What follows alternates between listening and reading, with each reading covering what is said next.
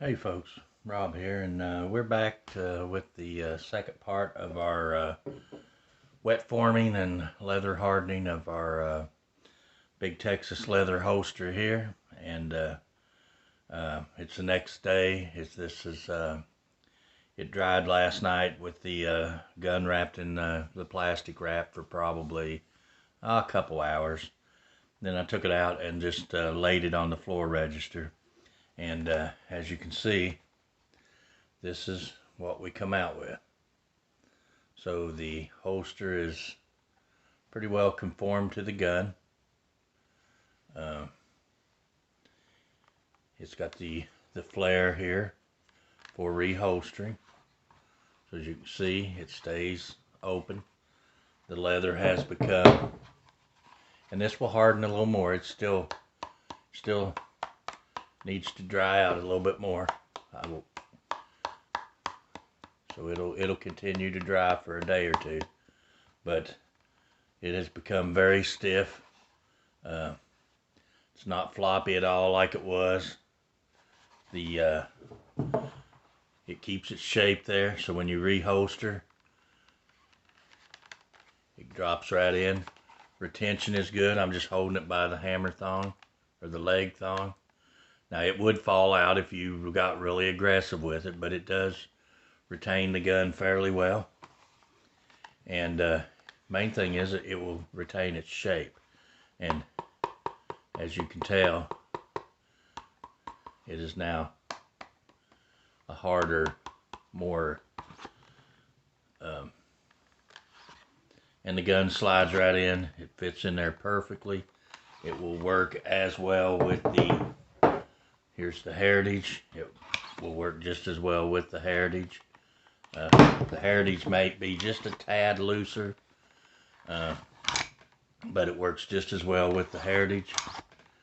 Of course you want to retain your gun with the hammer thong anyway, so but that's the way the holster came out. And that's just kind of my process of wet molding and hardening a gun, a leather holster to fit your particular firearm. Now, Marc Thomas sent me this for my barkeep, and Marc, I had to do my own thing on it too. So I did wet mold this and harden it to some degree. Marc uses neat's foot oil on his holster, so it's not going to get as hard. Well, I could have made it as hard. I could have put it in boiling water, and you can actually bake the leather, in an oven, but you got to be very, very cautious when you're doing that. You can mess up your leather real quick doing that. So anyway, I used the same process on this, and now it retains its shape good.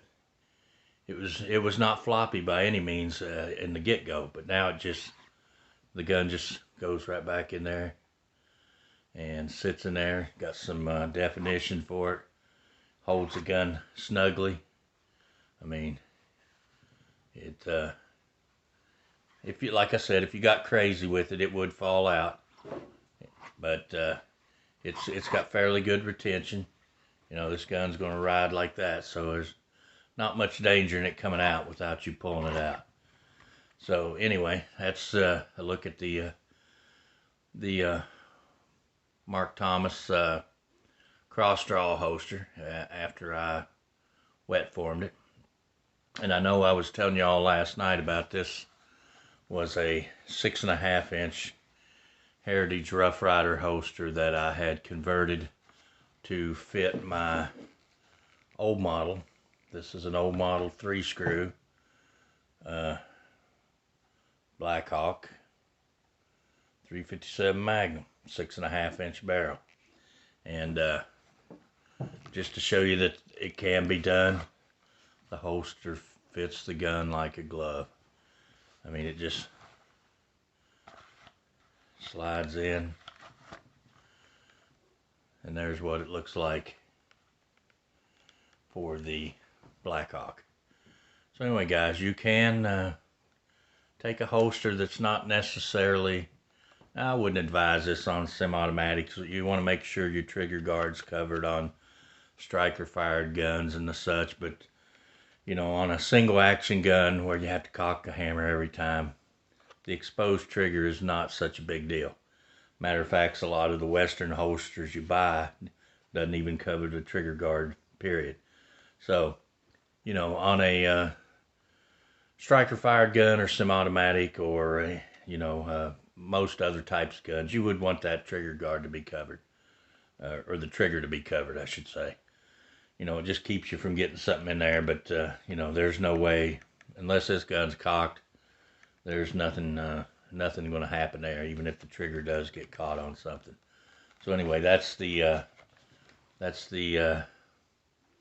Ruger Super Blackhawk in a 6.5-inch Heritage Rough Rider holster that has been wet formed to fit the gun. So anyway, guys, hope you enjoyed the video and the little how-to. I think it come out pretty good.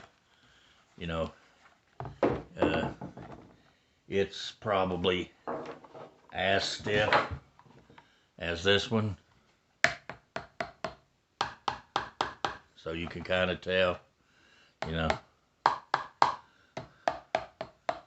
this one actually might be a little stiffer, but anyway, gives your holster some body, retains the shape of your gun,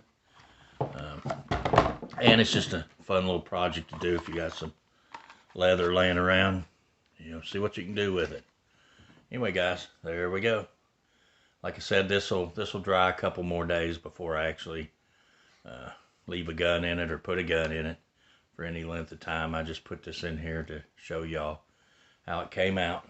And you can do this at home. It's easy to do.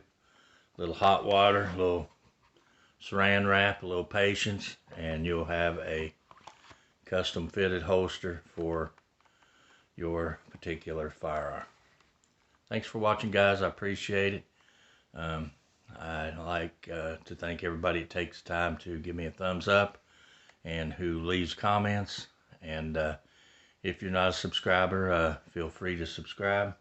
I appreciate everybody who watches. And until the next video, thanks for watching.